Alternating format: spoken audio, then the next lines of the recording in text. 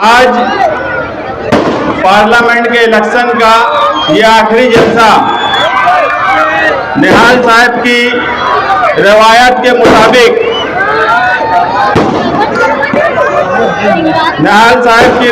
के मुताबिक हमेशा इस शहर में खुले मैदान से ही इलेक्शन की वोटिंग का रुख बताया जाता था। आज हम फतेह मैदान में बैठे हैं। यहाँ हमारे महाराज इस्लामाबाद के भी बैठे हैं जो निहाल साहब के पुराने साथी हैं, और ये सरों का उमड़ता हुआ सैलाब कहीं ना कहीं इनको ये याद दिला रहा होगा कि जब निहाल साहब यहाँ रहा करते थे तो इसी तरीके का जलसा हुआ करता था।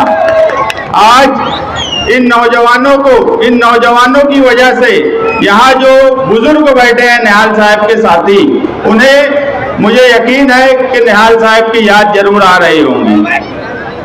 इस पर मैं एक नारा दूंगा और मैं चाहता हूं कि आप लोग भी साथ में उस नारे को एक मर्तबा पुरजोश अंदाज में मेरे साथ बोले। मैं पहले बोलता हूं क्या बोलना है।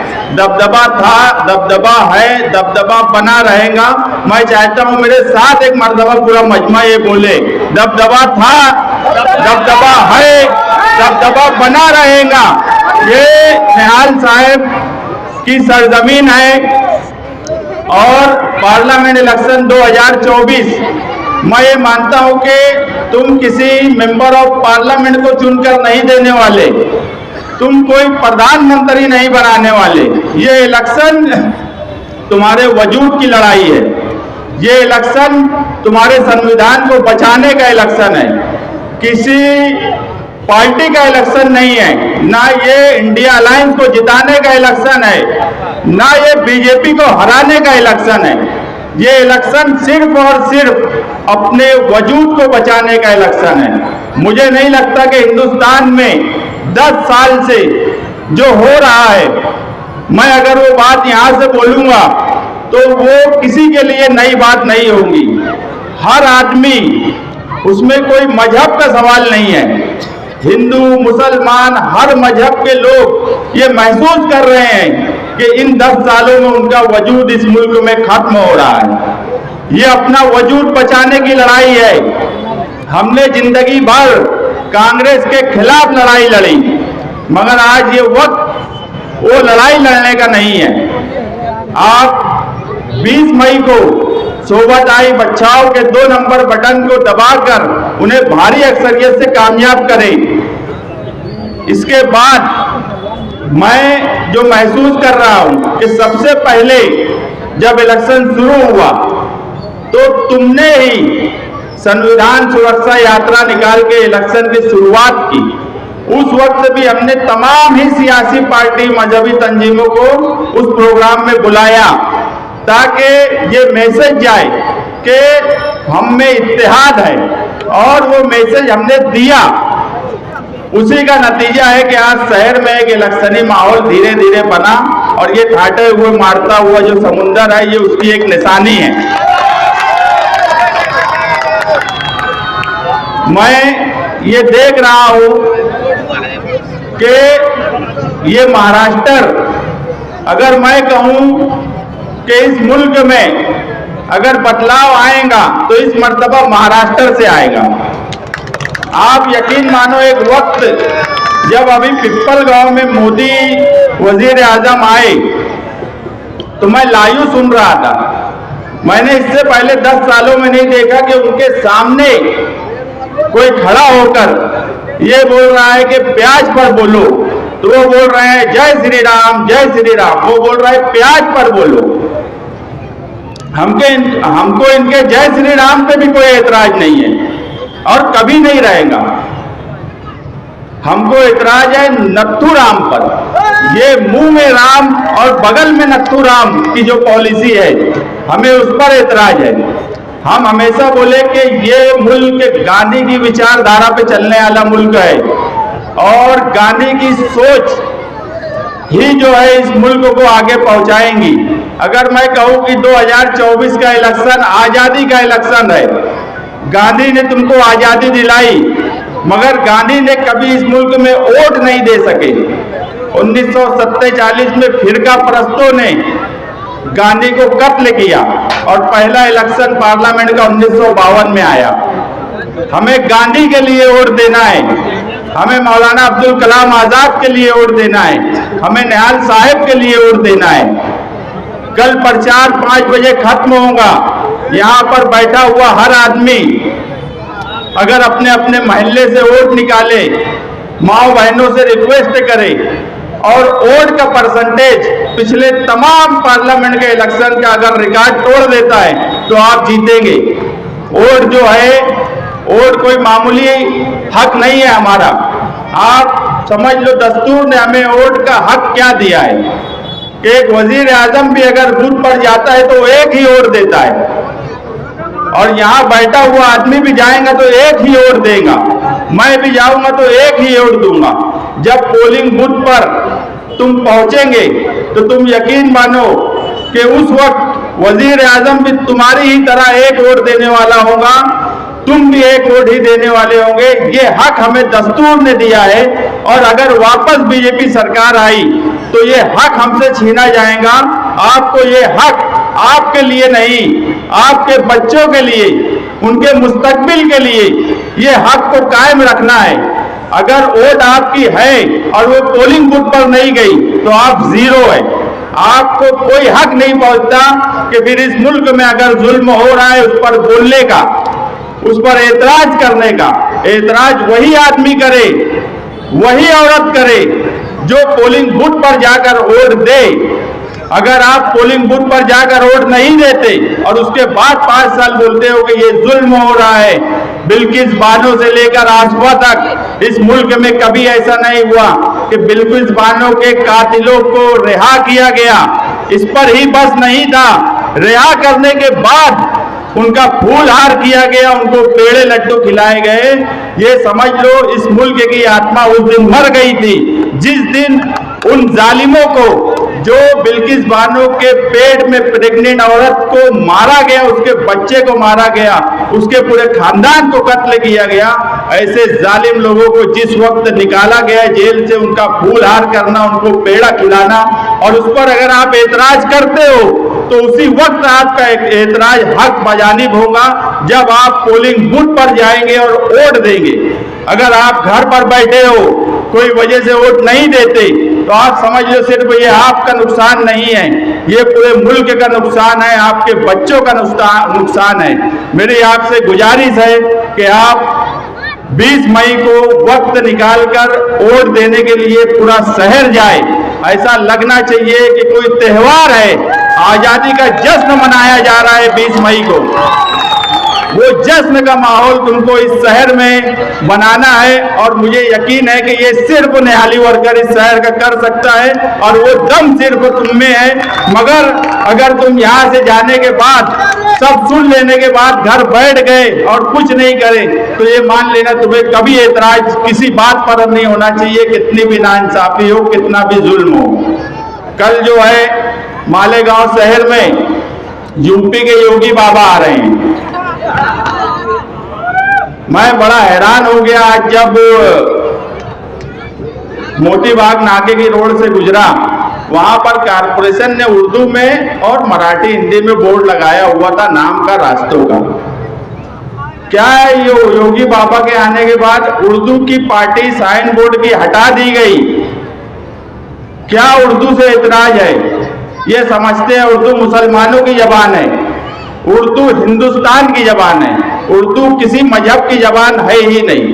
मगर मैं छोटा था तो दूरदर्शन पे महाभारत देखा करता था, तो उस वक्त रावण के सामने जब हनुमान आते थे तो रावण को समझ में नहीं आता था क्या किया जाए। वैसे ही इस मुल्क में योगी का हाल है कि मुसलमान दिख जाए, उर्दू कहीं दिख जाए तो इनको क्या घबराहट होने लगती है, ये समझ में ही नहीं आता है। मगर मैं एक बात बोल दूं, इलेक्शन 20 मई को हो जाएगा, योगी जी भी चले जाएंगे, इंशाअल्लाह तुम्हारी उम्मीदवार भारी अक्सरियत से चुन के आएंगी। मगर इस शहर में हम हैं, हम रहेंगे, कारपोरेशन भी रहेंगी। किसकी मजाल थी कि वो बोर्ड उर्दू का हटाया गया, उसका हिसाब किताब तो हम निहाली वर्कर लेंगे, क्योंकि मैं बोला कि दबदबा था, दबदबा है, दबदबा बना रहेगा।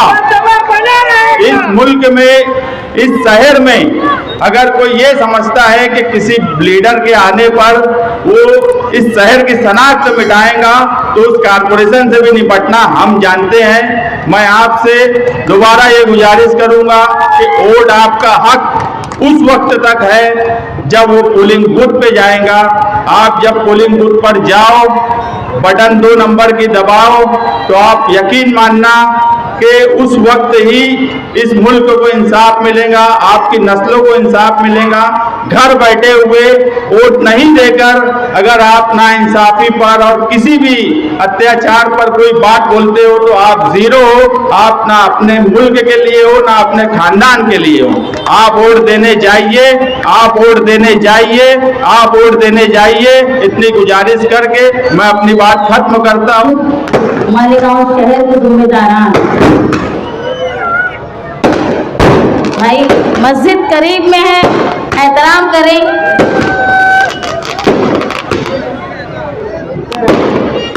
और आप तमाम साथियों, आज यहाँ फतेह मैदान में जलसा लेना, शायद मैंने अपने बचपन से जब से होश संभाली हूँ, साथी निहाल अहमद साहब को यहाँ खड़ा देखा था। निहाल साहब यहाँ से तकरीर किया करते थे, शहर के हर कोने में यहाँ से आवाज जाती थी।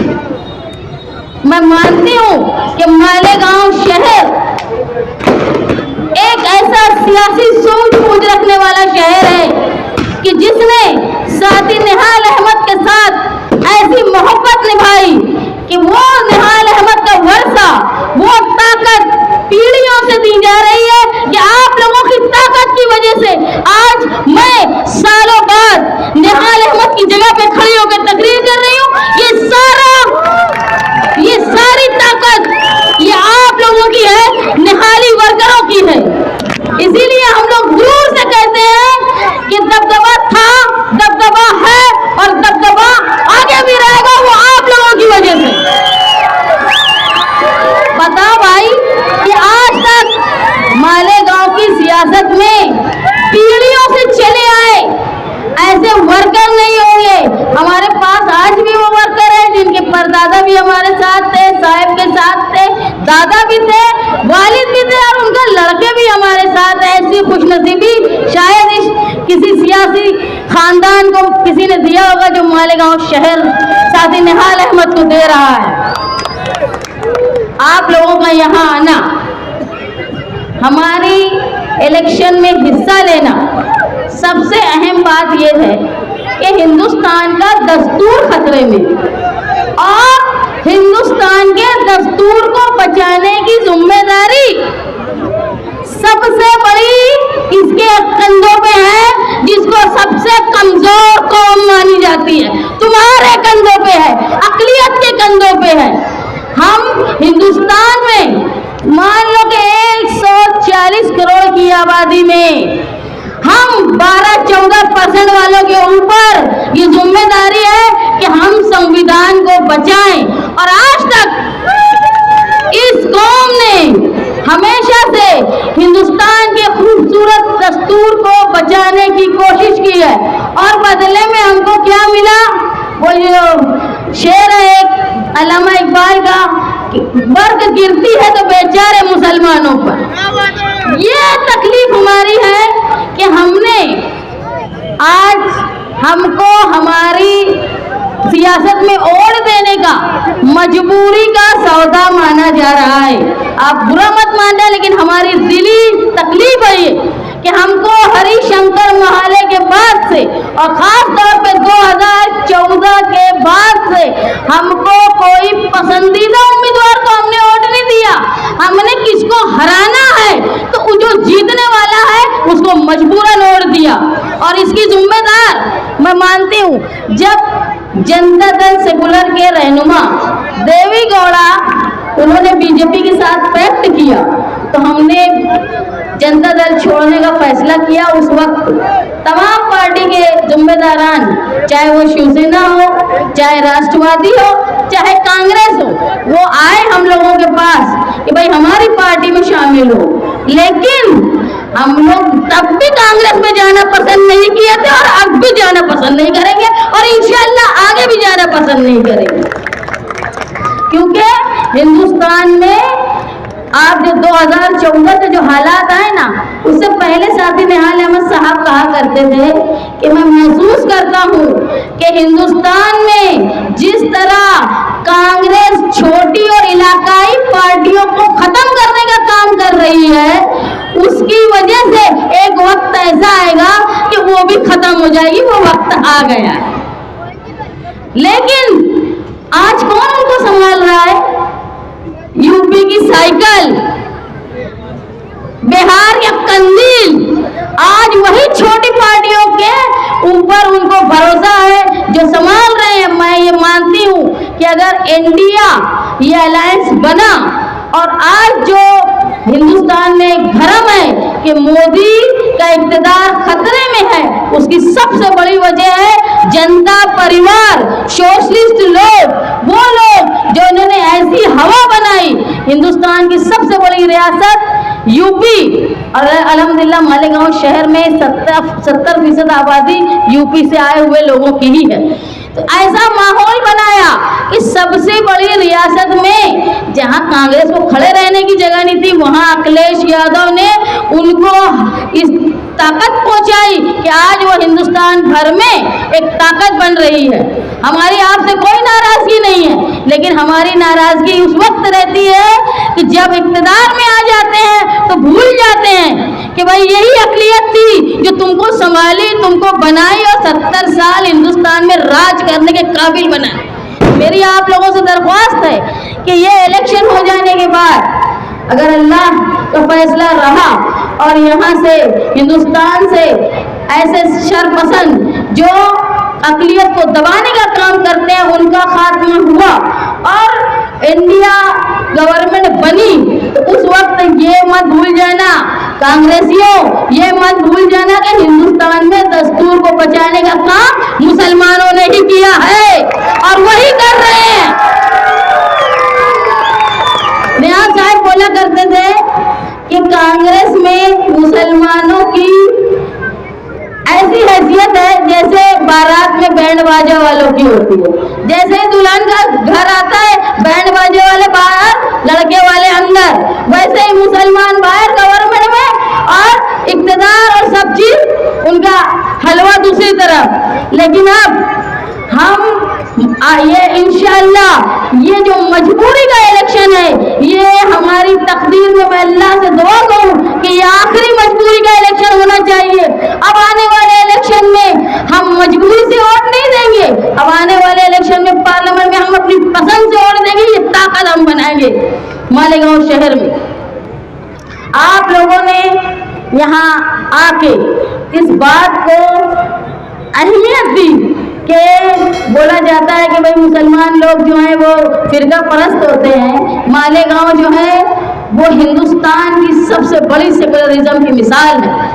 ऐसा शहर मालेगांव शहर की जहां आबादी 70% से ज़्यादा आबादी मुसलमानों की होने के बावजूद भी मालेगांव शहर में साथी निहाल अहमद साहब ने और साथी निहाल अहमद साहब के वर्करों ने कभी मुस्लिम लीग को पैदा होने नहीं दिया। ये हमारी सेकुलरिज्म है। वरना जहाँ यहाँ तक के खुद राहुल गांधी को भी मुस्लिम लीग की कॉन्स्टिट्यूएंसी में जाके इलेक्शन लड़ना पड़ा और वो वहां से जीते। उनको भी बचाने का काम हमने ही किया, अक़लियत ने किया। इसलिए अब जब हम आज हमारे सारी ख्वाहिशात की कुर्बानी देकर आज हम सेकुलर पार्टी के नाम से इंडिया गठबंधन के साथ हैं, तो इंडिया गठबंधन की भी जिम्मेदारी है कि जो संविधान को बचाने के लिए और संविधान को बनाने के लिए हिस्सेदारी कर रहा है, उसमें सबसे बड़ी कुर्बानी देने का काम हिंदुस्तान का मुसलमान कर रहा है। उसकी कद्र जानना चाहिए हिंदुस्तान में कि तुम्हारे 140 करोड़ की आबादी में ये जिनको तुम कमजोर पिछड़े हुए बोलते हो वही बचाने की कोशिश कर रहे हैं। आज आप देखो मुसलमान के साथ साथ दलित है तुम्हारे साथ पिछड़े हुए हैं। अभी ये इंडिया बनने से पहले ही अखिलेश यादव साहब ने अपना एक अलग पिछड़ों के लिए, दलित के लिए और अक़लियत के लिए पीडीए बनाया था। वो ये महसूस कर रहे थे कि हिंदुस्तान में ये सारी चीज़ें खतरे में। तो कहने का मतलब ये है कि जैसे अभी बोला गया कि वो बुलडोजर बाबा आ रहे हैं मालेगांव में, तो शहर में उर्दू के जो साइन बोर्ड थे वो निकाल दिए गए। इसलिए निकाल दिए गए कि ये देख के बुलडोजर बाबा को करंट ना लगे। तुम सोच लो तुम्हारी ताकत क्या है। तुम लगाना नहीं चाहते हो करंट, तो भी तुम्हारे बोर्ड में उर्दू देख के उनको करंट लग जाता है। तो अब वक्त आया है कि हमको 20 मई को बटन दबा के करंट देना है उनको। हम चाहते नहीं करंट देना, लेकिन अब वक्त आया है कि हमको 20 तारीख को 2 नंबर की बटन, जिसमें डॉक्टर शोभा बच्छाऊ उम्मीदवारी कर रही है, उनके पंजा निशान पे ये हमारा दिल है। हम जिनका साथ देते वो दिल से देते, छुपा के नहीं देते लोगों के जैसा। निशानी बोलकर बोल रही हूँ, निशानी याद रखना कि पंजा निशान पर तुमको वोट देना है पार्लियामेंट के इलेक्शन में। उसके बाद हम भी यहाँ हैं, पंजा भी है, घड़ी भी है। हमारा वक्त आएगा जब हम देखेंगे। और वही आज जो हमेशा पंजा दिखाने का काम हिंदुस्तान में किया ना कांग्रेस ने, आज वही मुलायम की तंजील लेके जो प्लेन में बैठने वाली कांग्रेस साइकिल पर चल के हिंदुस्तान में सफर कर रही है। उनको ये बता देना है कि भाई जब हम चलते हैं साइकिल पे तो प्लेन वाले भी ऊपर से ताकते हैं नीचे। आप लोग आने वाले इलेक्शन की जो पोलिंग का दिन है उस दिन अपनी तमाम मसरूफियत को बालाए ताक रखते हुए हिंदुस्तान के खूबसूरत दस्तूर को बचाने के लिए, अपने बच्चों के मुस्तकबिल को महफूज रखने के लिए हमारी जिम्मेदारी है कि फिर एक बार हमको कांग्रेस को सहारा देना है। निहाली वर्करों, तुम पर ये फर्ज हो गया है कि तुमको सहारा देना है और हिंदुस्तान में ऐसे फिरका परस्त रहबर और ऐसे फिरका परस्त पार्टी बीजेपी को खत्म करने के लिए इंडिया अलायंस के उम्मीदवार जिनका निशान पंजा है उनको वोट देकर भारी अक्सरियत से कामयाब करना है। आप लोग यहाँ आए और साथी निहाल अहमद साहब की तारीखी जगह जहाँ साथी निहाल अहमद साहब अपने ख्यालात का इजहार किया करते थे, मेरी आप लोगों से दरख्वास्त है कि ये सारे निहाली वर्कर खड़े होकर एक अहद करें कि भाई हमको अहद करना है। मेरी दरख्वास्त है आप लोगों से कि आप खड़े होकर निहाली वर्कर खड़े हो जाए।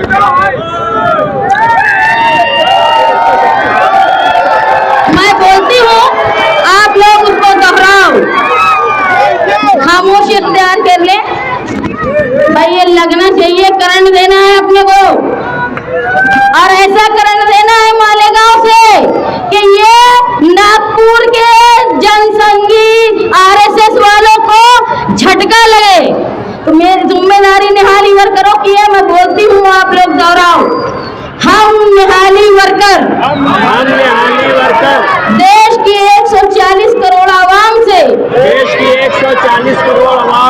वादा करते हैं 20 मई को नफरत और फिरका परस्ती के खिलाफ देश के संविधान पर बुरी नजर रखने वालों के खिलाफ वोट देकर भारत और इसके दस्तूर की हिफाजत करेंगे। जय